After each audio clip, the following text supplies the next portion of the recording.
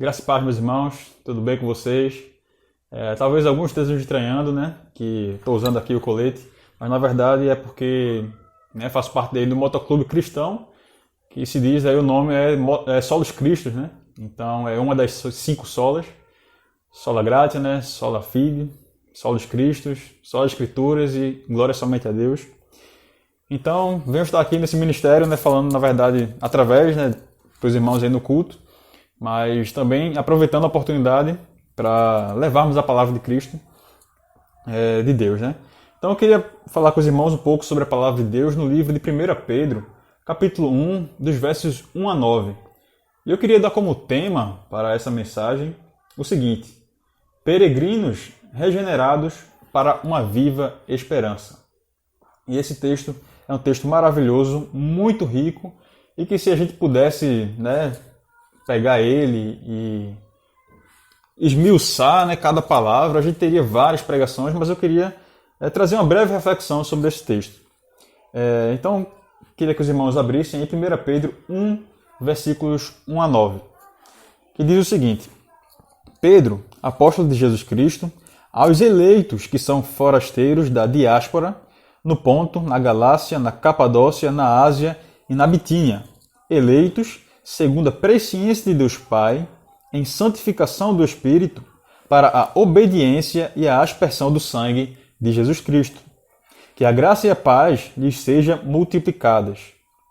Bendito seja o Deus e Pai de nosso Senhor Jesus Cristo, que, segundo a sua grande misericórdia, nos regenerou para uma viva esperança, mediante a ressurreição de Jesus Cristo dentre os mortos, para uma herança que não pode ser destruída, que não fica manchada, que não murcha e que está reservada nos céus para vocês, que são guardados pelo poder de Deus, mediante a fé, para a salvação preparada para ser revelada no último tempo. Nisso vocês exultam, embora no presente, por breve tempo, se necessário, sejam contristados por várias provações, para que, uma vez confirmado o valor da fé que vocês têm, muito mais preciosa do que o ouro perecível, mesmo apurado pelo fogo, resulte em louvor, glória e honra na revelação de Jesus Cristo, e mesmo sem tê-lo visto, vocês o amam. Mesmo não o vendo agora, mas crendo nele, exultam com uma alegria indescritível e cheia de glória, obtendo o alvo da vossa fé, a salvação da alma.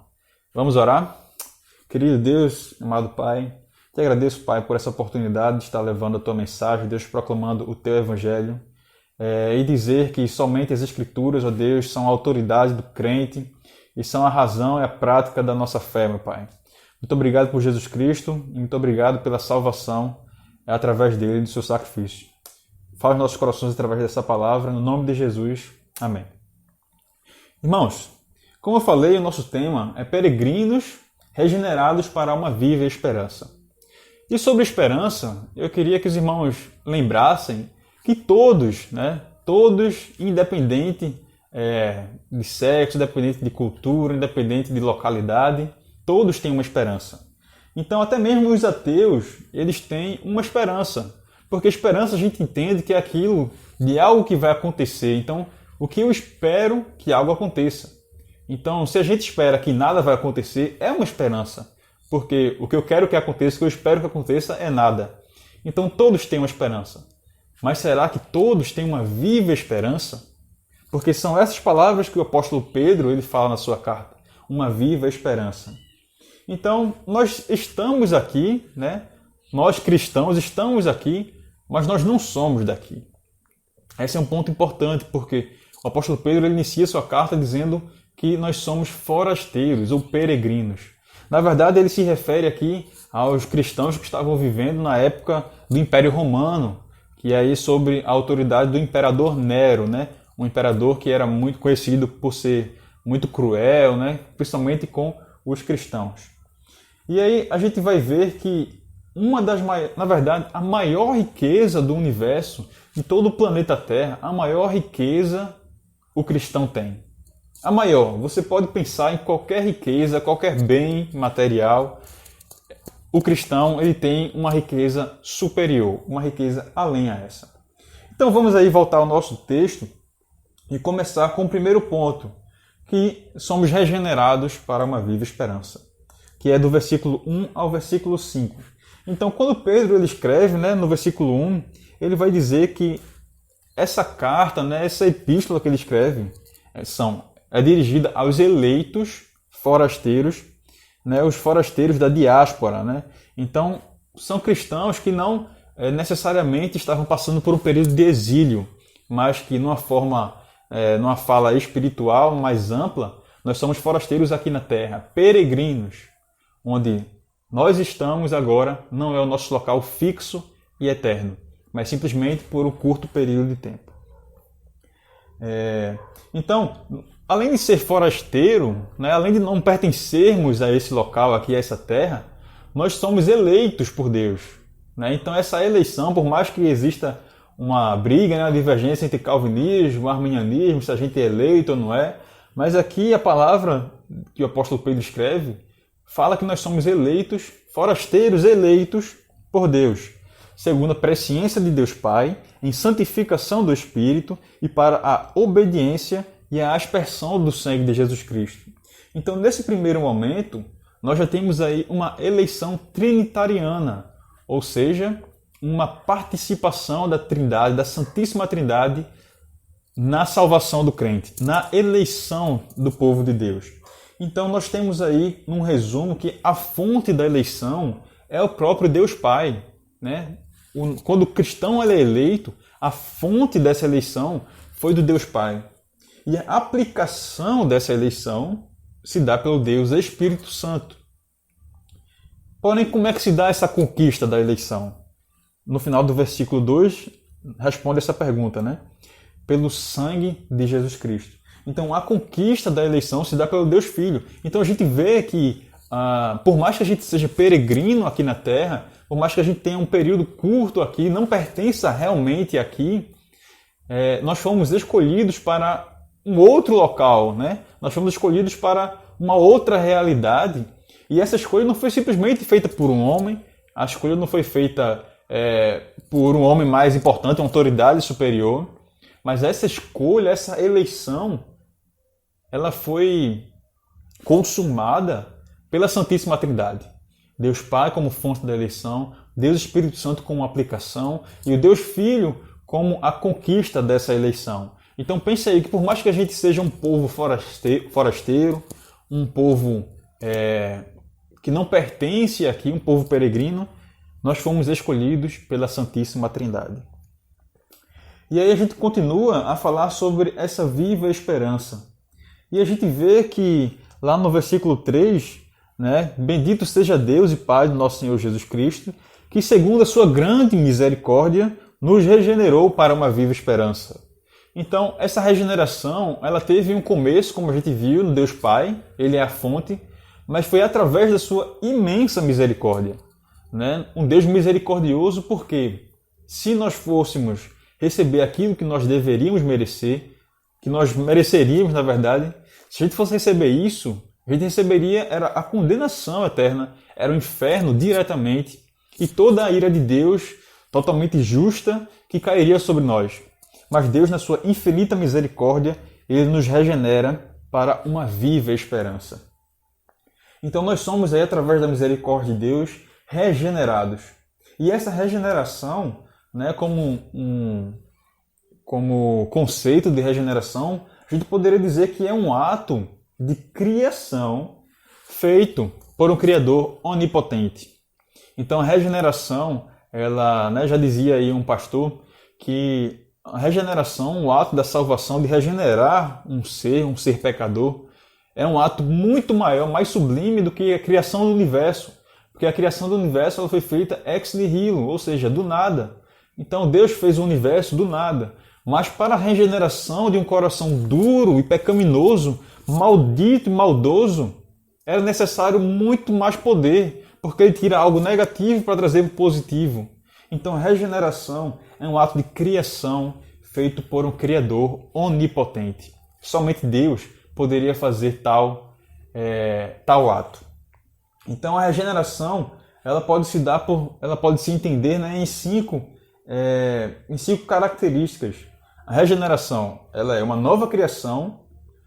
A regeneração nos torna, então, um novo homem, uma nova mulher. A regeneração nos traz e nos dá um novo coração. Nós temos, então, um novo nascimento e, a partir daí, uma nova natureza. Quando Cristo ele fala a Nicodemos a respeito do nascer de novo, né? Quando Nicodemos questiona Jesus como seria esse novo nascimento, Jesus fala que esse novo nascimento é um nascimento interior. Não é voltar, né, como Nicodemos pensou, não é voltar para a barriga da mãe, mas é um novo nascimento onde Deus ele nos regenera e nos faz nascer de novo, como disse o apóstolo Paulo na sua carta, dizendo que nós somos nova criatura. Então a regeneração ela veio por um ato misericordioso de Deus e ela nos faz um ser novo, uma nova pessoa. Passamos por um novo nascimento. E perceba que quando a gente passa por um novo nascimento, quando a gente nasce de novo, nós somos outra pessoa, nós recebemos uma nova identidade, que é uma identidade em Cristo. Agora nós fazemos parte da família de Cristo. A nossa identidade, o nosso ser, agora é marcado pela vida de Cristo. E através dessa regeneração, né, no texto diz que, ainda no versículo 3, regenerados para uma viva esperança. Como eu falei no início, todos têm uma esperança. Mas quantos ou quais pessoas têm a viva esperança? Porque a viva esperança é uma esperança real, não é uma esperança morta. Então, quantos, né, de nós que estão aí, quantos de vocês que estão assistindo, têm essa viva esperança? Uma esperança que de fato vai acontecer. Uma esperança viva, que carrega dentro de si uma energia, uma natureza verdadeira, que é a única natureza que vem de Cristo. Fora de Cristo, tudo é absurdo. Então a gente tem essa viva esperança. Mas, trazendo aqui no resumo, o que seria essa viva esperança? Essa viva esperança, na verdade, ela reflete, o apóstolo Pedro, ele quer nos levar à mente, queria levar a mente dos cristãos aqui para a ressurreição. Então, a viva esperança, ela aponta para a ressurreição, aponta para Cristo, aponta para a nossa vida eterna após a morte. Então, essa ressurreição, por que ela é viva? A gente poderia se perguntar, certo, é uma esperança, mas por que é uma esperança viva? Porque quando ela aponta para Cristo, e a gente sabe, a gente crê que Cristo ressuscitou, nós vemos e cremos que através da ressurreição de Cristo, nós seremos também ressuscitados. E a palavra de Deus afirma isso.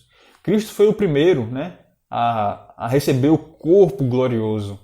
E depois dele, nós é que receberemos esse corpo glorioso. Então, por isso é que a esperança é uma esperança viva. Porque Cristo ele já ressuscitou, Cristo ele já tem um corpo glorioso. E nós assim teremos. Então, nossa esperança é uma esperança viva, uma realidade que virá a acontecer com toda a certeza. Porque se aconteceu com Cristo, vai acontecer também conosco. E isso está afirmado aqui na sua palavra. Então, continuando aqui o texto, ele fala sobre a viva esperança, sobre a ressurreição, e agora ele fala sobre a ressurreição, né? Que essa viva esperança é mediante a ressurreição de Jesus Cristo dentre os mortos, para uma herança, né? Versículo 4, para uma herança que não pode ser destruída, que não fica manchada, que não murcha, e que está reservada nos céus para vocês, né, que estão aí me ouvindo. Se você é um verdadeiro cristão, se você tem a viva esperança em Cristo, a ressurreição ela está guardada, né? A herança está guardada para você. E perceba que ela não fica manchada, não pode ser destruída, que não murcha e que está reservada para vocês. Então, quando a gente vê algumas ideologias do mundo, alguns pensamentos, algumas linhas de raciocínio, elas não têm base. Por quê? Não são vivas, verdadeiras. Elas podem ser destruídas, elas podem ser manchadas, elas podem se murchar. Mas a partir do momento que Deus ele nos assegura uma herança, né? Quando Deus ele promete que receberemos algo, esse algo vai ser cumprido.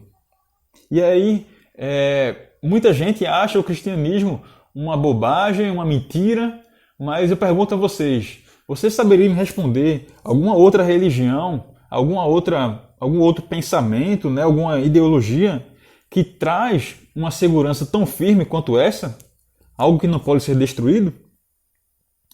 E a gente vai ver mais para frente agora o porquê que essa herança não pode ser destruída. Então no versículo 5, a gente vai ver sobre... que diz o seguinte, né? Nossa herança que é guardada pelo poder de Deus mediante a fé. Então essa herança ela é indestrutível e ela é segura. Isso tudo porque ela é guardada pelo Deus onipotente. O mesmo Deus que nos regenerou, né, que nos transformou, nos deu um novo coração, nos transformou em um novo homem, uma nova criatura, é o mesmo Deus que assegura que a nossa herança será recebida por nós na eternidade. Então isso é maravilhoso, irmãos, porque diante de toda essa crise que estamos vivendo, o nosso Deus, há mais de 1000 anos atrás, né, praticamente 2000 anos atrás, ele nos assegurou, através da sua palavra, uma herança que ela é protegida pelo próprio Deus. Maravilhoso demais, não é? E a gente pode descansar nessas palavras do nosso Senhor. Continuando o versículo 5, ele diz que a herança ela é guardada pelo poder de Deus mediante a fé para a salvação preparada para ser revelada no último tempo. Então a nossa fé ela é sustentada pelo próprio Deus. E aí muitos se perguntam, será que a gente consegue perder a fé? Será que a gente deixa de ser salvo? Será que se perde, né, a salvação?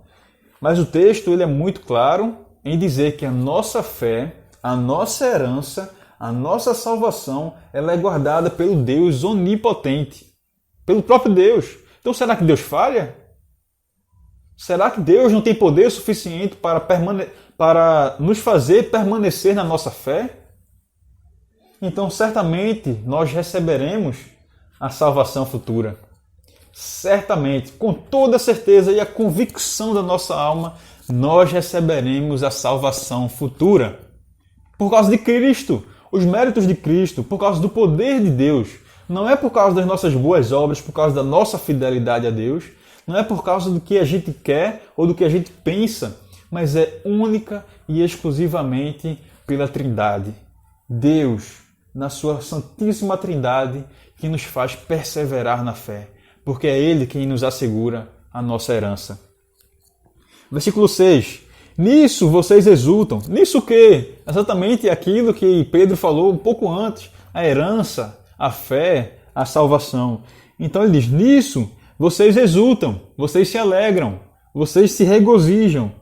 Embora, porém, no presente, por breve tempo, se necessário, sejam contristados por várias provações, ou entristecidos por várias provações.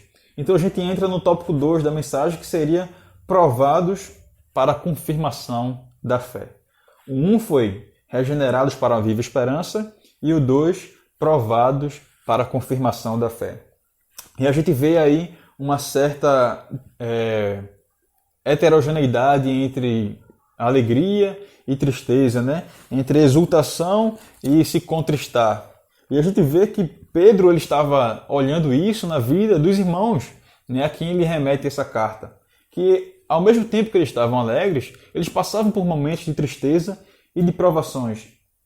E aí ele começa dizendo no versículo 7 assim, no versículo 6 ou melhor, dizendo assim, nisso vocês exultam. Então é justamente isso, na esperança da salvação.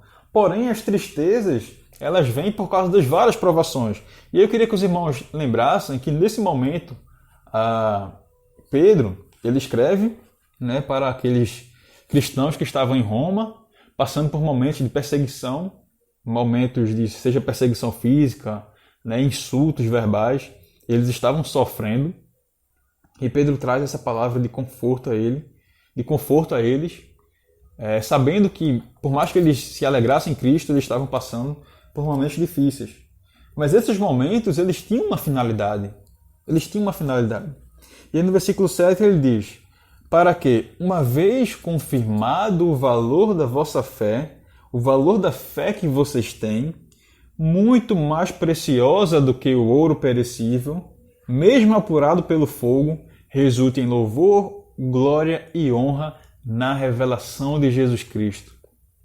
Então, como eu falei no começo, né? Os cristãos, eles têm posse de uma alegria que é superior a tem posse, né, de uma riqueza, melhor dizendo, muito superior a qualquer riqueza, né? Como o apóstolo fala aqui sobre o ouro, diamantes, carros, popularidade, enfim, poder. Tudo isso não se compara com a riqueza de uma fé aprovada. E essa fé, ela é aprovada porque ela passou por uma provação. Então é importante lembrar que, para se ter uma fé aprovada, esse é um estágio subsequente a uma provação. Então a provação deve preceder a aprovação. E muitas vezes a gente se pergunta, né, por que Deus? Ou para quê? A gente está passando por momentos difíceis, momentos de enfermidade, momentos de tristeza, desânimo, mas às vezes é simplesmente uma provação que resultará, se Deus quiser, pela graça de Deus, numa aprovação. E aí, isso é muito maravilhoso porque nós vemos nisso também o poder de Deus através desses momentos de tristeza. Então, como eles estavam passando por essas perseguições, Pedro ele relembra aos irmãos que essas perseguições, esses momentos de tristeza, não eram momentos duradouros no sentido de eternidade. Não eram momentos que iriam perdurar por toda a existência do cristão. E ele fala aqui, né? No versículo 7. Para que, uma vez confirmado o valor da vossa fé, muito mais preciosa do que o ouro perecível, mesmo apurado pelo fogo, resulte em louvor, glória e honra na revelação de Jesus Cristo. Então, no começo do versículo 6, ele diz assim: nisso vocês exultam, embora no presente momento, por breve tempo. Então, Pedro ele vai afirmar que essa provação, esses momentos de angústia, né, que eles viviam e que nós hoje vivemos, é um período por breve tempo, é um breve período e ele não vai perdurar por toda a eternidade. Então, nós temos aí que esse breve tempo, na ideia de Pedro, é a totalidade da nossa vida. Toda a minha vida, toda a sua vida, ela é um breve tempo. E durante esse breve tempo, nós estamos fadados e possíveis a passar por algumas provações e por alguns momentos de aflição e desânimo. Mas a gente deve se alegrar na palavra de Deus porque, mesmo assim, é um momento de breve tempo, um breve período. Então, quando Pedro fala aqui, se necessário, né, no versículo 6 ainda, quando ele fala se necessário, em relação aos sofrimentos, isso indica que essa necessariedade, né, ela é por causa da vontade de Deus. Deus é quem traz esse período de provação ao seu povo, mas com uma finalidade. E que finalidade é essa? Quero que os irmãos tenham isso gravado nos seus corações, a fim de que a sua fé seja purificada e demonstre ser genuína. Então, quando passamos por um momento de provação, passamos por um momento difícil, esse momento ele vem, né, através da vontade de Deus, que é o nosso Pai. Então, se é o nosso Pai, Ele sabe o melhor para nós e sabe que aquela provação resultará em algo positivo. Então, essa provação virá na finalidade da purificação da nossa fé e da demonstração da sua veracidade. Será que nós somos verdadeiramente cristãos? Será que você tem uma fé genuína? Então, isso vem pela vontade de Deus. E a gente continua aqui no final do versículo 7 até o versículo 9, no terceiro tópico, que é aprovados, né, para louvor, glória e honra. A aprovação. No final do versículo 7 vai dizer assim, que resulta em louvor, glória e honra na revelação de Jesus Cristo. Então aqui, quando a gente vê que a fé ela tem, né, uma grande recompensa, essa grande recompensa, uma delas vai ser demonstrada na revelação, ou seja, no retorno de Jesus Cristo. Então aí você me pergunta, né? Mas será que a gente só vai sofrer e só vai passar por momentos difíceis? Mas na verdade, a palavra de Deus aqui vai falar que nós receberemos também louvor e honra. Receberemos também junto quando Cristo vier, quando Cristo se revelar. Porque ele fala assim, resulta em louvor, glória e honra na revelação de Jesus Cristo. Então todas essas coisas, através de Cristo, né, nós teremos méritos por causa de Cristo. Receberemos louvor e honra. Isso tudo pertencerá tanto aos cristãos quanto a Cristo. Então olha que coisa maravilhosa, meus irmãos. Que coisa bendita de que nós receberemos também louvor e honra juntamente com Cristo. Então, lá em João 20, 29, quando Jesus volta ali já no seu corpo glorificado, que Tomé não acredita, Jesus fala algumas palavras. Ele diz o seguinte: bem-aventurados os que não viram e creram. E aí, o apóstolo Pedro fala aqui, no versículo 8, mesmo sem tê-lo visto, vocês o amam. Mesmo não o vendo agora, mas crendo nele, vocês exultam com uma alegria indescritível e cheia de glória, obtendo o alvo da vossa fé. Obtendo o alvo dessa fé, a salvação da alma. Então, bem-aventurados que não viram e creram. A alegria, meus irmãos, Deus é maravilhoso, tão maravilhoso, que a alegria não é somente para a vida vindoura, né, a vida eterna depois da morte, mas a alegria pode ser experimentada enquanto aqui. Mesmo diante de coronavírus, mesmo diante de perseguição, mesmo diante de fome, de nudez, né, de doenças, seja lá qual for, nós poderemos ainda assim ter alegria em Cristo. Bem-aventurado os que não viram e creram. Então essa alegria pode ser vivida agora, já. Então, nós podemos já agora amar a Cristo, crer nele e exultar com uma alegria indescritível. Então, por mais que o mundo pregue que você pode ser feliz com algumas coisas, né? Mas a alegria indescritível, ela só pode ser dada, só pode ser obtida na fé em Cristo. E tudo isso resulta em quê? Na salvação da nossa alma. Que ele termina dizendo no versículo 9, obtendo o alvo dessa fé, a salvação da alma. Então, o resultado de tudo isso é a conclusão da obra salvífica de Deus.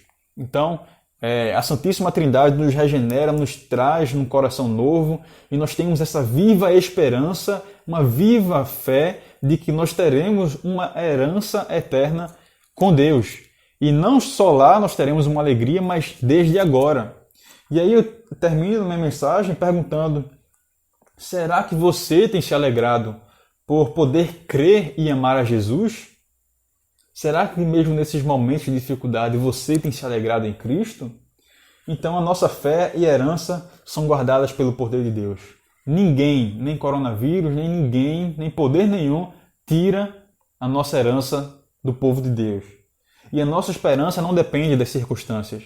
Nossa esperança ela é viva por causa de Cristo, por causa que Ele ressuscitou. E se Ele ressuscitou, nós ressuscitaremos. Nós ressuscitaremos por causa de Cristo. E isso é maravilhoso, irmãos. Isso é uma bênção excelsa, excelente de Deus para as nossas vidas. Então, que Deus aplique, né, a sua palavra nos nossos corações, que nossos momentos de dificuldades, momentos de alegria sejam para a glória de Deus e que Ele seja exaltado. E lembremos, irmãos, que nós seremos glorificados, nosso corpo será glorificado através do sacrifício de Cristo. Então, se você ainda não o conhece, se você ainda não pertence ao povo de Deus, aproveite enquanto é tempo, porque após essa revelação de Cristo, após Cristo aparecer a todos nós nos céus, não haverá mais chance. A oportunidade da graça haverá findada. Somente este momento da graça, este momento que nós vivemos, é um momento de reconciliação e de regeneração. Então abra, meu irmão, abra o seu coração para Deus. E se você já é um cristão e passa por momentos de dificuldade, entenda que esses momentos são por um curto período. A vida eterna ela vai ser cheia de alegrias e bondade ao lado do nosso Senhor Jesus Cristo. Amém? Meu Pai, te agradeço por tudo, meu Deus, por essa palavra, que ela possa ser aplicada, Deus, nas nossas vidas e que possamos ser exultados e regozijados na firme esperança da nossa herança e na fé em Jesus Cristo. Muito obrigado por tudo. No nome de Jesus. Amém.